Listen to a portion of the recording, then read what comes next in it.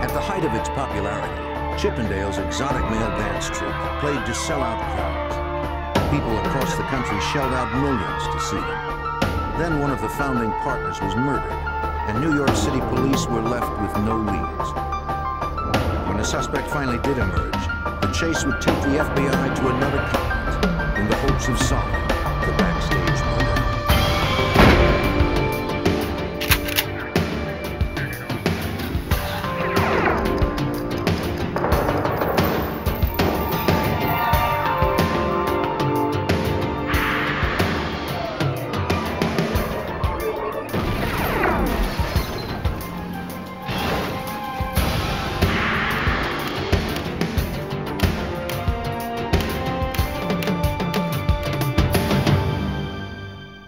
In the 1980s, two partners created a nightclub that would bring them wealth and international fame. The male strip club phenomenon promised female patrons fun and excitement, but the bright lights hid a dark side. I'm Jim Kallstrom, former head of the FBI's New York office. The FBI would launch a sting operation spanning 2 continents to bring down a man who killed for profit.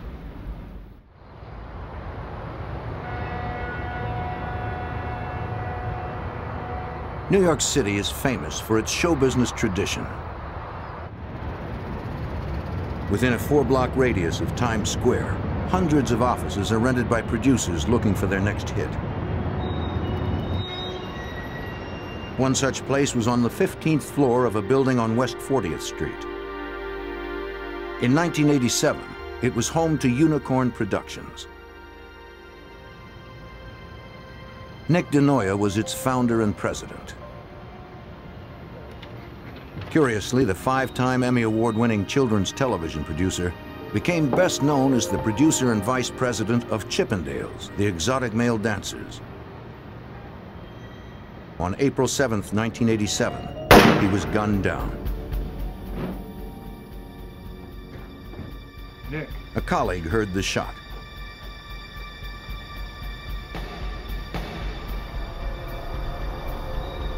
He found DeNoia dead on the floor and called 911.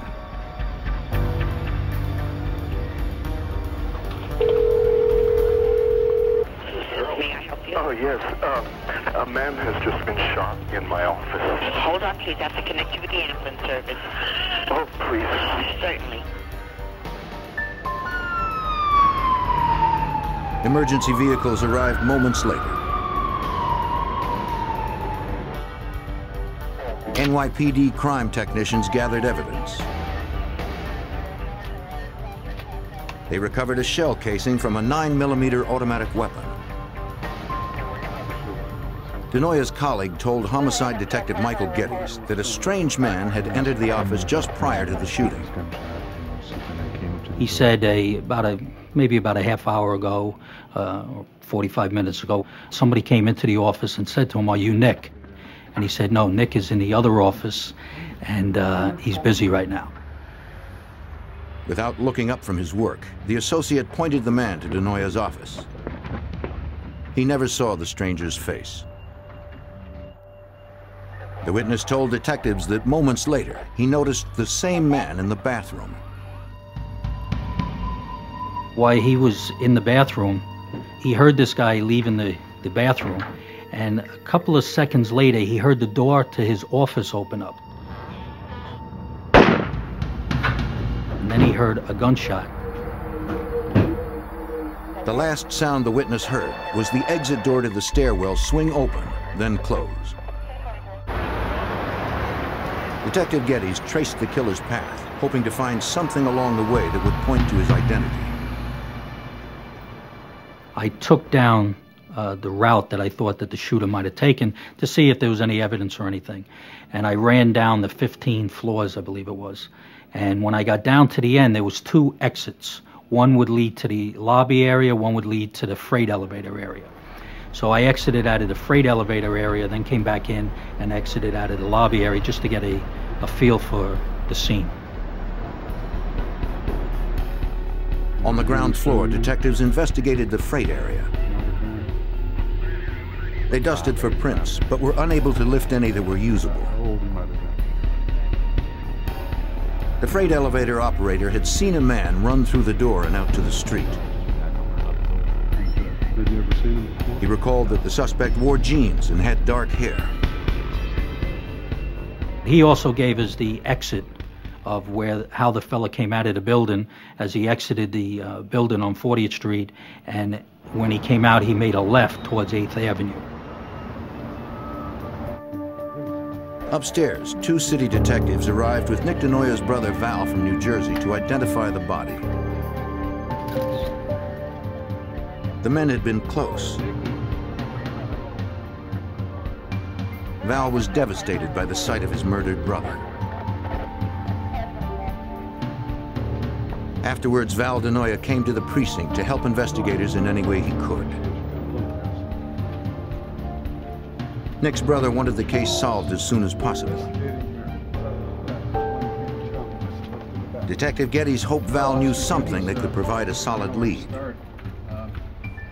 Being a detective, one of the hardest things to do is to tell somebody, you know, that, hey, we're not going to be able to solve this case right away unless you know something that can help us. And I explained to him at that time, I said, look, if it was something that happened here in the New York area, maybe it was a business relationship here or a relationship, a love relationship, or some kind of emotional type of relationship, we have a good shot of solving that crime right away.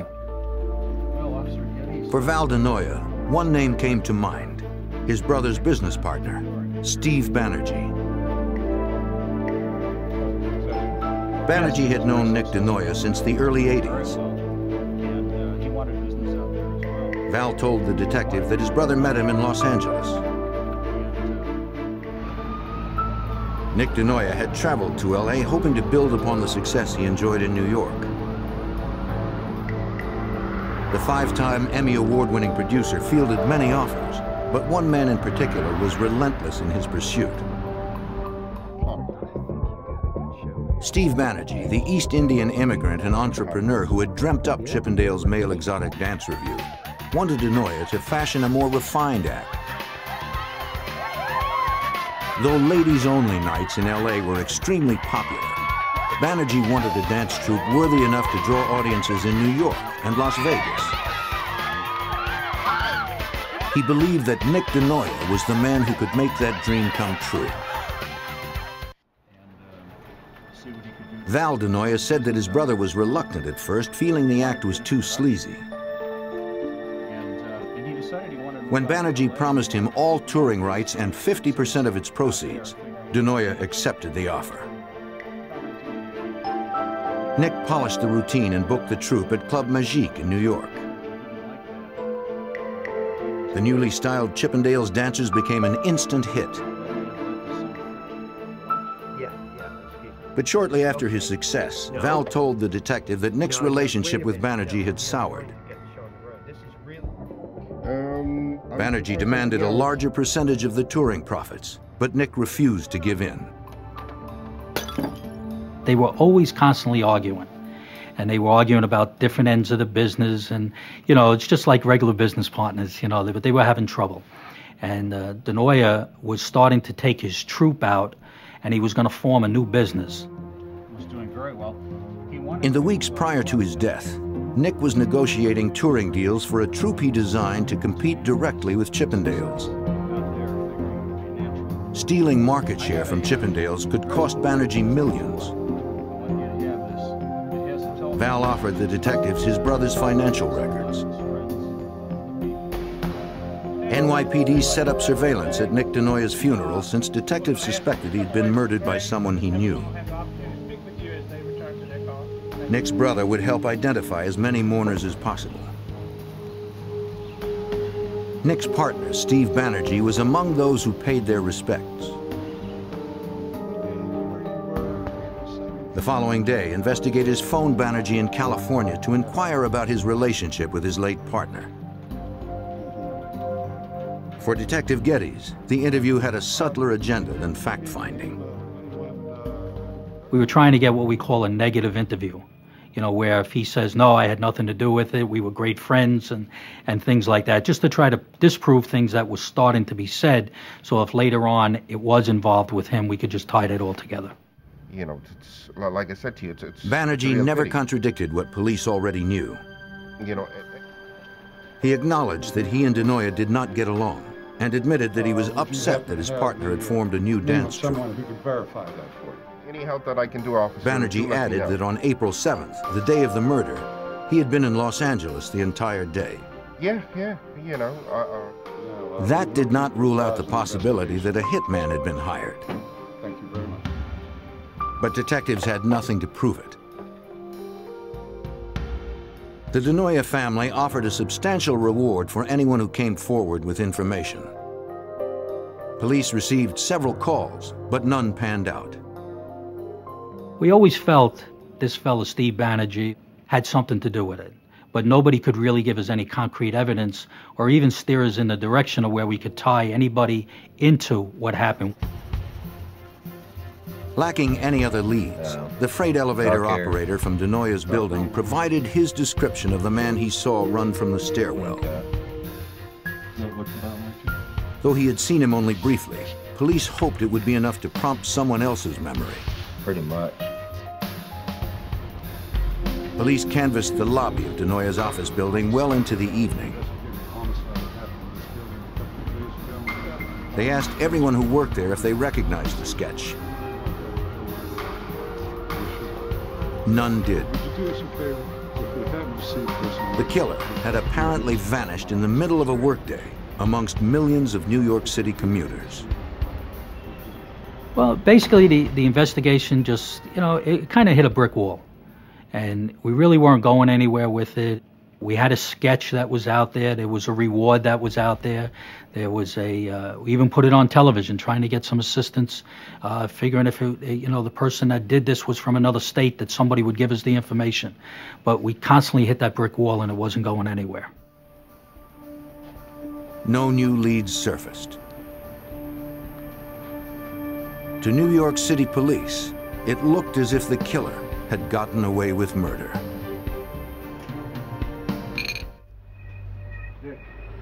Four years had passed since Chippendale's choreographer Nick Denoya had been murdered in his Manhattan office. The case remained unsolved. Then, in July 1991, over 2,500 miles away, Special Agent Dan West at the FBI's Las Vegas field office received a call. It was from a man who claimed he had been hired to kill two people for $25,000. I immediately wasn't sure whether or not he was just a prank call. It's not unusual for the FBI, especially in Las Vegas on a weekend, to receive prank calls, a lot of alcohol flowing. So I asked him to give me specific details of the alleged planned murder. The caller said that a man named Ray Cologne had hired him to kill two managers of a male exotic dance troupe touring England. They were competitors of the Chippendales dancers.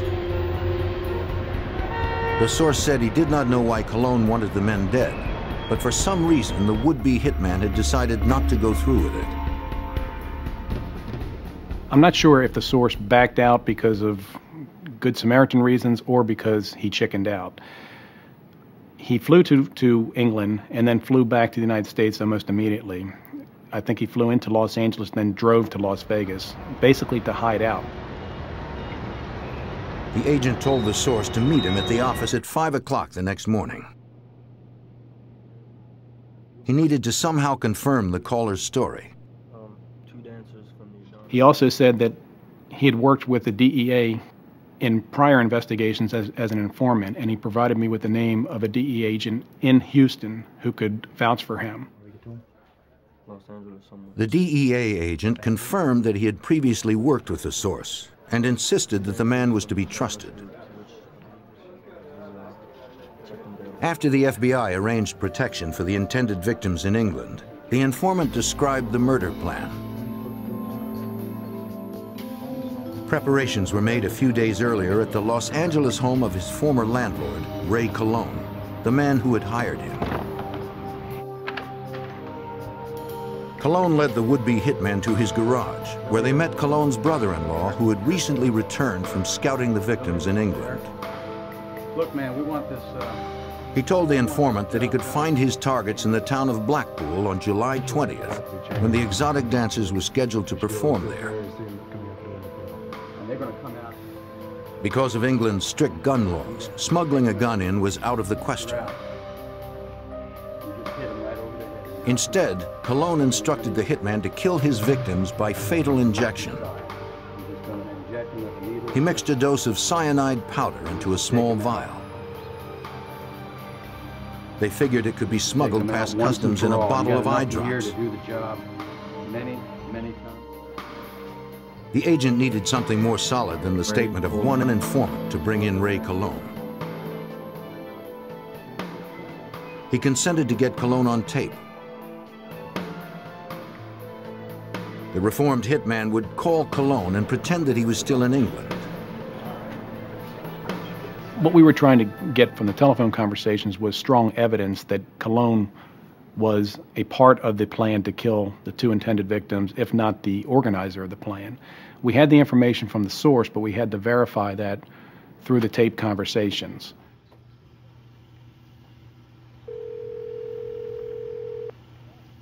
Hello? Ray! Yeah. Barry, buddy! Are you sure that damn stuff is going to work? It's pretty red, buddy. Yeah, it'll work. Oh, man, I don't want to... But and if you want to add something to it... How long is it going to take before they croak and hit down? Is that an immediate, if not sooner? Yeah, right. That's probably potent. You can even put a little, if you want, a little Drano on there if you want. Well, it's going to kill them right away then, huh? Okay. It was evident from the beginning that Ray Cologne was not only a participant in this murder-for-hire scheme, but that he was actually the director of it. Cologne provided numerous suggestions to the source on how to best effect the death of these two intended victims. What wasn't evident from the recordings was a motive for killing two managers of an exotic male dance troupe. Do you know who hired Cologne? During the conversations, Cologne had made reference to a third man who was providing money for the double murder. But the informant told Agent West that he did not know the man's name. 2 days later, on Wednesday, July 25, 1991, a federal judge in California was convinced that the FBI had enough probable cause to search Cologne's Los Angeles home. What's up? Cologne was surprised by the warrant. It limited the agent's search to cyanide, travel records to England, and correspondence that could link Cologne and his brother-in-law to the intended murder.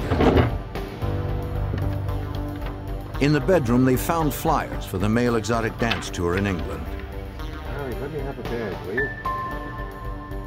They also found 2 handguns in a drawer. Records indicated they had been legally purchased by Ray Cologne.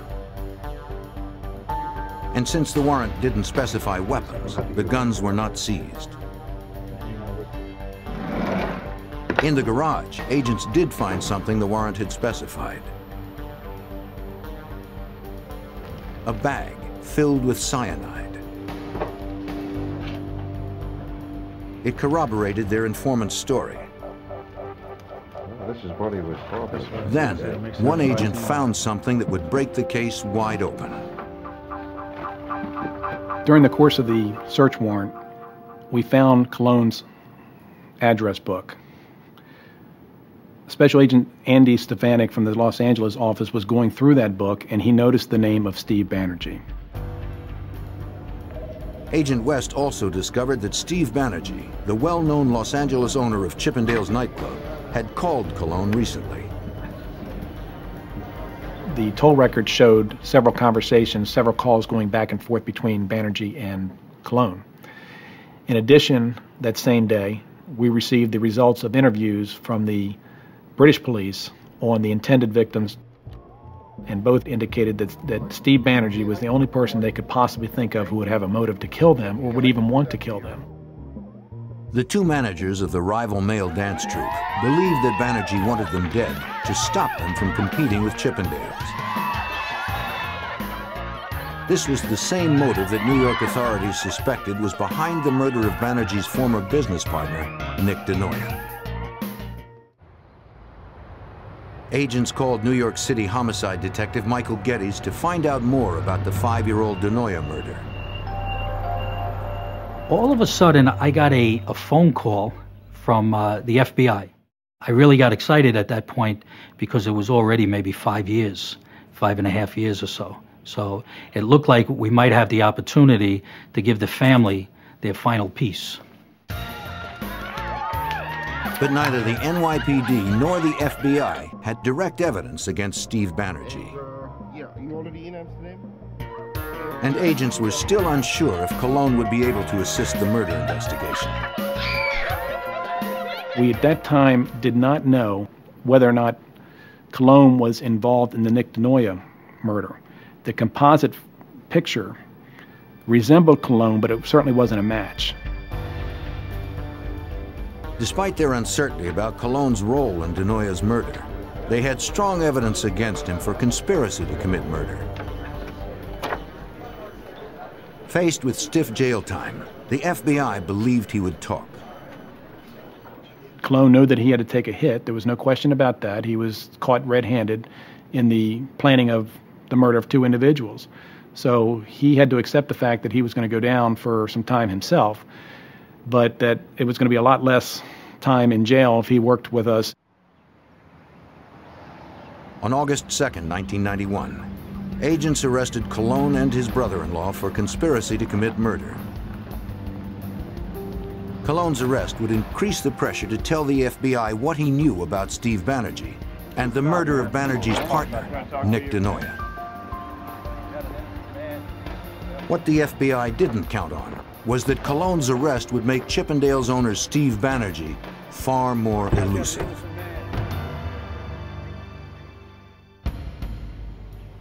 In August 1991, the FBI arrested Ray Cologne and his brother-in-law in Los Angeles for conspiracy to commit murder. Their 2 targets, who escaped unharmed, were managers of a male exotic dance troupe touring England. Agents believed that a 3rd man, Steve Banerjee, creator of Chippendales, had hired them to kill the men. Watch your head. Special Agent Dan West needed more than a hunch to arrest Banerjee. He hoped that Ray Cologne would provide something more solid.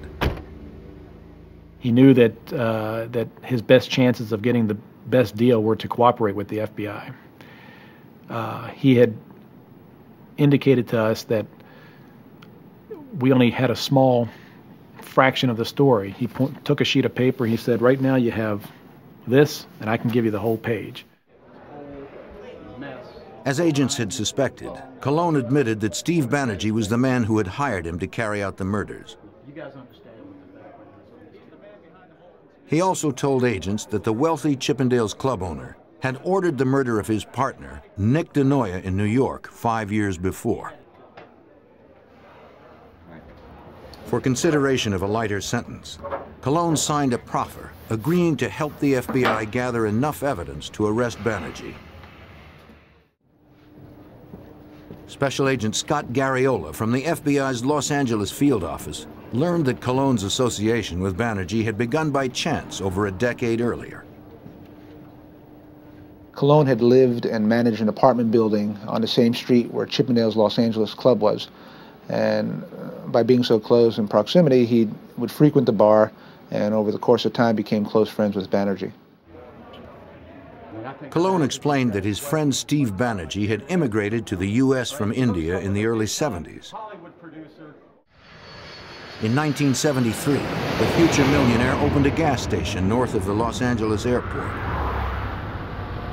He used the profits to purchase a failing West Los Angeles bar, and by 1976 had turned it into the nightclub that became famous as Chippendales. By then, Cologne had parlayed his friendship with Banerjee into employment.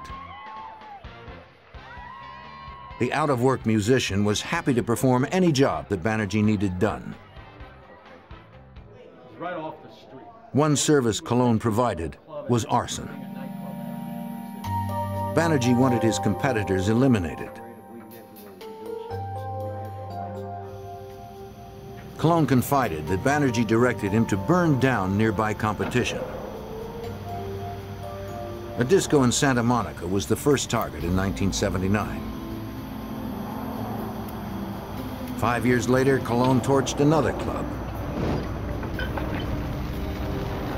Neither arson attempt had been successful, and the clubs remained open. Banerjee didn't limit his targets to buildings. According to Colon, Banerjee also ordered him to hire a hitman to kill his partner, Nick DeNoia. Colon added that DeNoia had successfully sued Banerjee to prevent him from touring a second Chippendale's dance troupe. The lawsuit, combined with costly merchandising overruns, forced Banerjee to file for bankruptcy.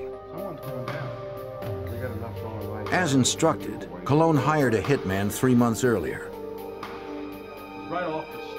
He claimed he remembered only the man's first name, which was Louis. On the day of the murder, Colon and Louis flew in from LA, rented a car, and drove into Manhattan. Colon waited on the street with the engine running until Louis returned from shooting DeNoia. The following night, Colon was back in Los Angeles. In Chippendale's parking lot, Banerjee paid Colon $12,000 cash, the balance of the original $25,000 fee. Colon's story was good, but it was only hearsay from a suspected conspirator. He might say anything to serve less jail time. Special Agent Garriola first needed to verify the facts Colon had presented. At this point, all we had was somebody in prison telling us, well, it wasn't me, it was somebody else who was behind it. Your initial plan is to corroborate as much as possible what he's telling you. And that's what we did for the first couple of months. With Colon's credibility secured, the FBI set out to get Banerjee and the hitman who killed his partner. Agents figured the only one Banerjee would trust enough to confess to would be his old friend Ray Colon, but they needed to get Colon close enough. We had Colon released out of the jail where he was being housed under a proposed medical furlough because of his health problems. And we started sending communications to Banerjee via letter, messenger-delivered letters, and cryptic phone calls to try and get Banerjee to respond to him. Banerjee refused to return calls or letters. He was suspicious of Colon, despite having paid him over $200,000 at various drops around the city to keep Colon loyal since his arrest. The FBI came up with another plan to compel Banerjee to respond to Colon. We decided to force the issue and set up a meeting on our own terms. And we had Colon waiting across the street from Chippendale's one morning. As agents watched, Colon called to Banerjee when he emerged from the club. The Chippendale's owner was curious as to why Colon was standing outside his establishment. Banerjee spoke to him in whispers, suspecting he may be wired. Agents had no way of knowing what Banerjee might be planning.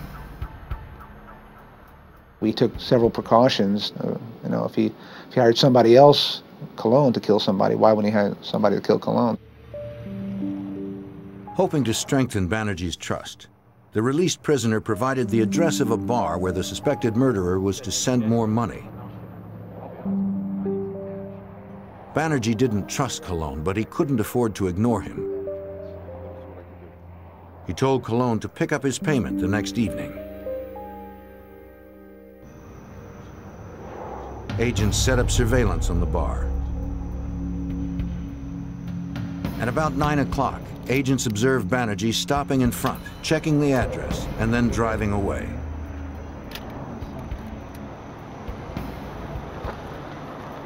A short time later, a messenger delivered a package. Agents retrieved it from inside. When we contacted the messenger company that had sent the package, the pickup location where the package was received from was a bakery that was right next door to the building where the Chippendales dancers were practicing and rehearsing. Back in the FBI offices, agents opened the package, not knowing what might be inside. It contained $14,000. I guess we got him both. The payoff meant that Banerjee would continue to keep Ray Colon close to him. But agents didn't know if Banerjee would talk, or if the hitman, known only as Louis, would ever be found.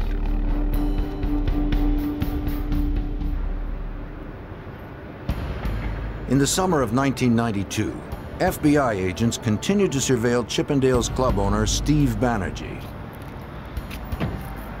He was suspected of ordering the murder of his partner more than 5 years earlier. Ray Colon, hired by Banerjee to arrange the murder, had been arrested and was cooperating with agents to capture the wealthy club owner.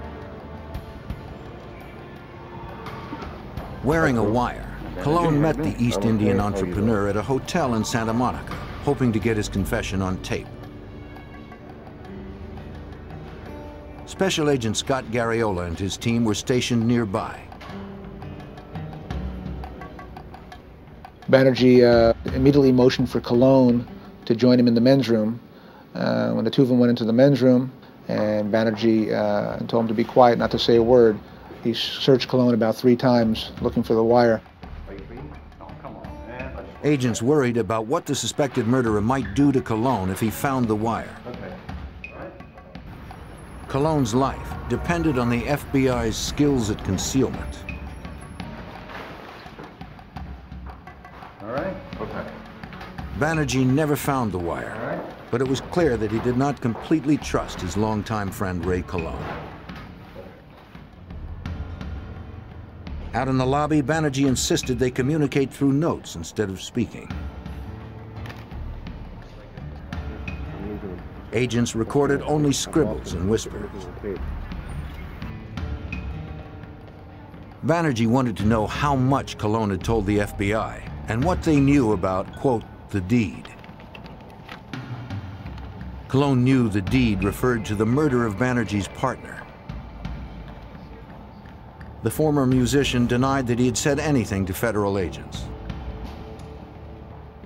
Once again, we were unsuccessful in getting an audible recording due to the fact that Banerjee basically whispered throughout the whole thing and wrote notes. And when Colon would raise his voice and try and talk, Banerjee would shush him basically by putting his finger to his mouth and saying, "No, we can't talk."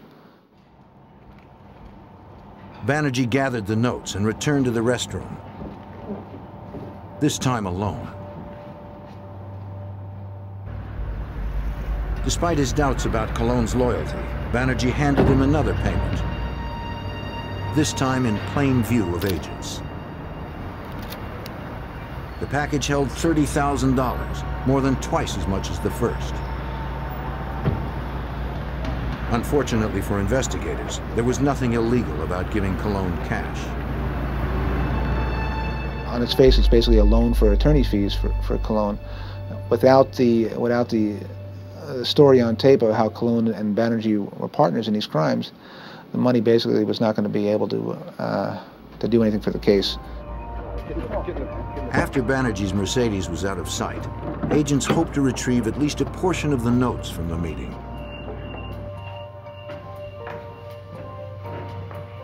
In the men's room under a toilet, one agent discovered a scrap of paper. It seemed that Banerjee had flushed the rest. Though it held only a small pen mark, it would help corroborate Colon's story when it came time to testify at trial. Colon did not remember the full name of the hitman he had hired in 1987, but he did recall that his first name was Louis, and he lived somewhere in East Los Angeles. Colon didn't have a last name for him, didn't have an address. We had took him out a couple of times, had him drive us around the area, and he pointed out a house that he thought Louis had lived in.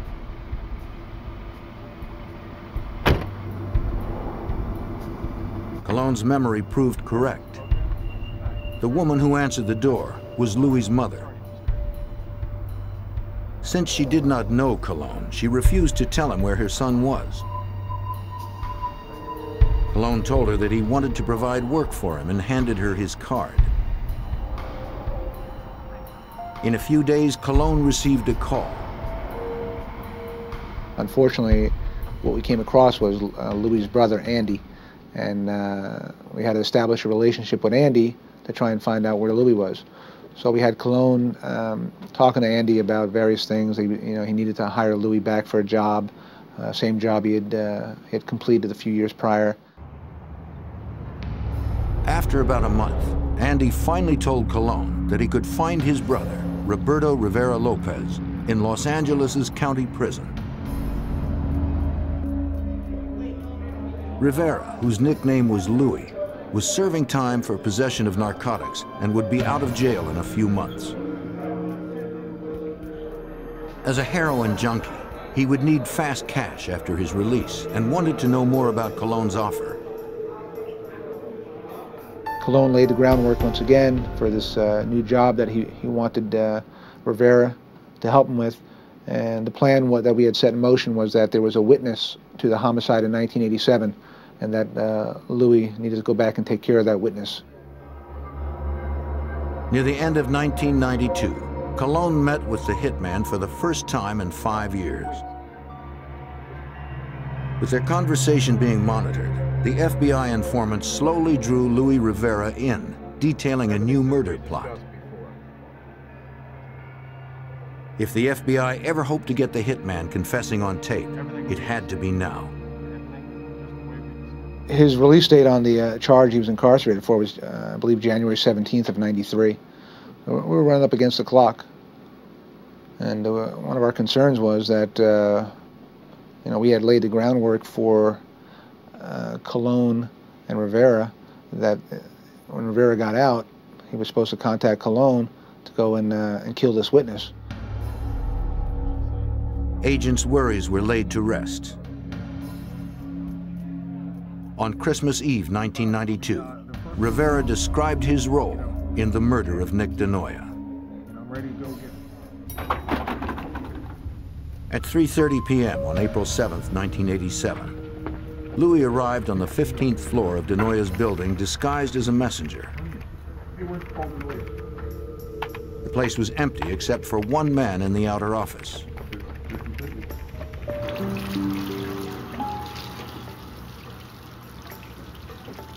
Moments later, when the office worker entered the men's room, Louis exited to kill DeNoia, figuring there'd be no other witnesses to the crime. He found the producer at his desk, pulled out a 9mm semi-automatic, and fired from 3 feet away. The FBI had it all on tape. Ray Cologne had fulfilled half of his agreement with the FBI to receive sentencing consideration on his charge of conspiracy to commit murder. The other half hinged on his ability to secure a taped confession from the man who had ordered DeNoia's murder, his longtime friend, Steve Banerjee. So far, more than a year after his arrest, Cologne had been unable to do that.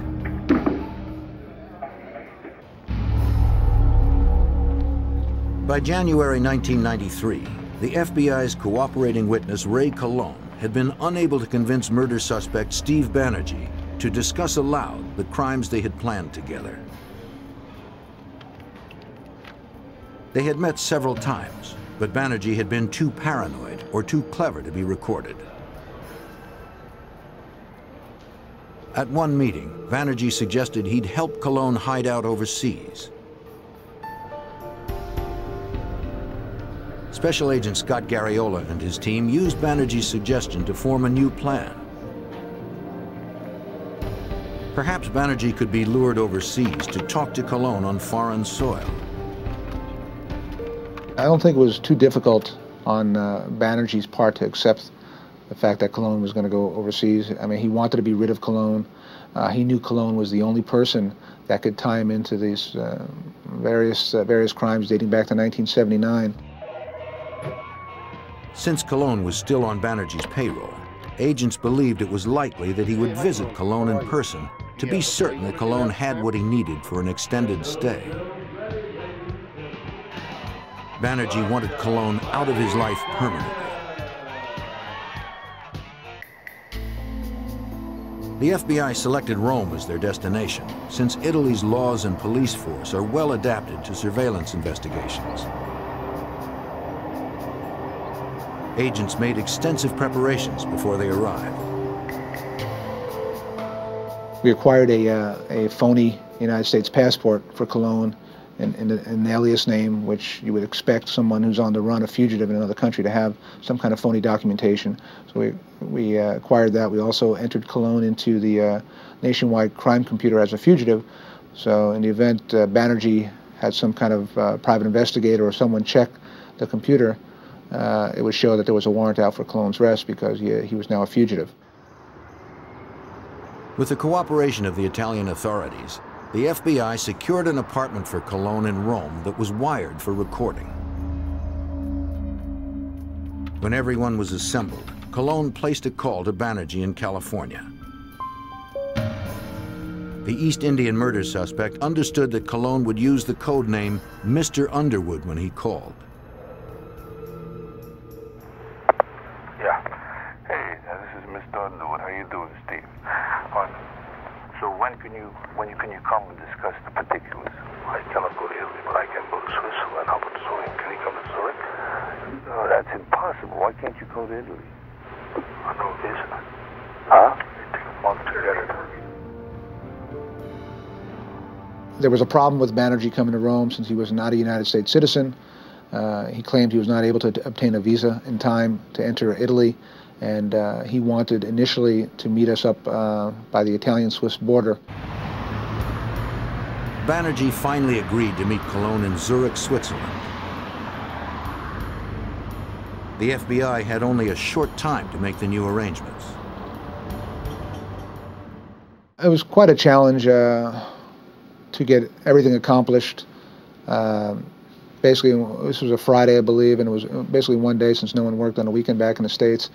We had to get everything, all the necessary approvals for the travel, the country clearance. We had to get the U.S. Attorney's Office to contact, through a mutual legal assistance treaty, contact their counterparts in Switzerland to get the authority, the legal authority to do the consensual recordings. It was quite arduous, to say the least. We will take... Despite the brief turnaround time, the FBI and Swiss authorities would be ready. Across towards the main door. The plan was to wire Cologne for a meeting in the hotel lobby. Afterwards, the informant would suggest continuing the meeting in his hotel room, which would be equipped with audio and video devices planted by a special unit of the Swiss police.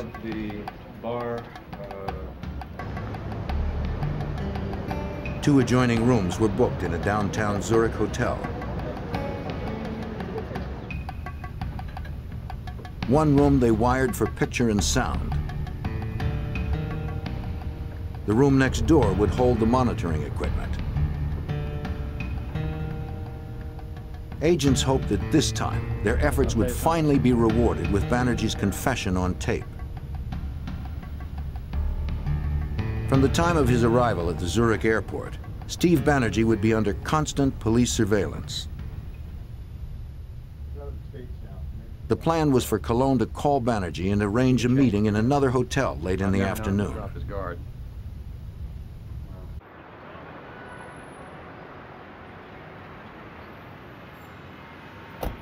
As planned, Banerjee arrived first. Undercover agents and Swiss police were stationed throughout the hotel dressed as staff. He waited in the bar where he was expecting Cologne's call.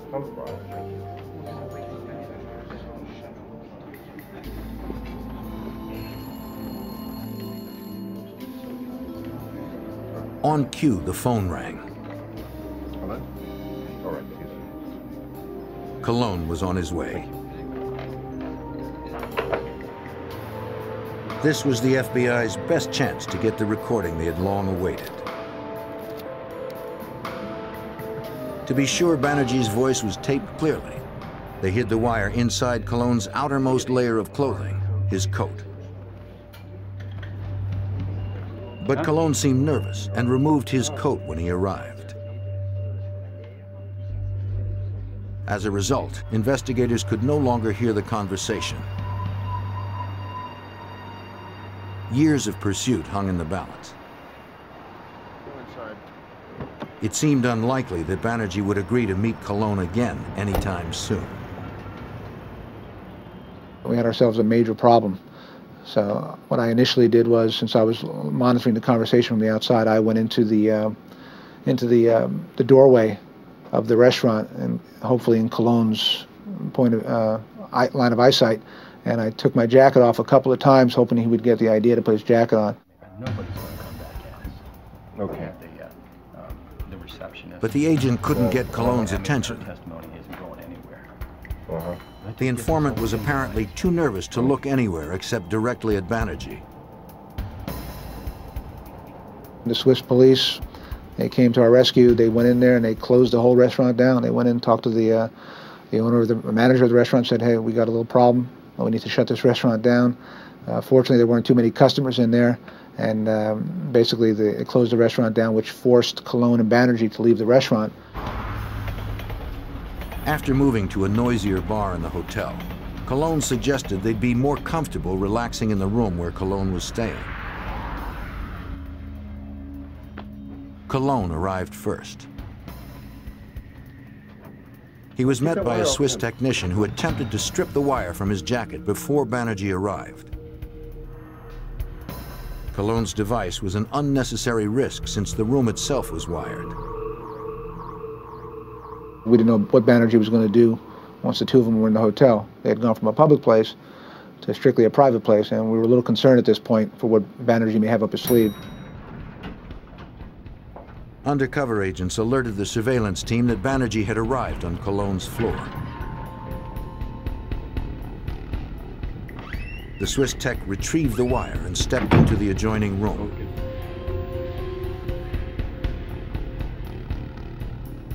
Colon barely had time to pour himself a drink before there was a knock on the door.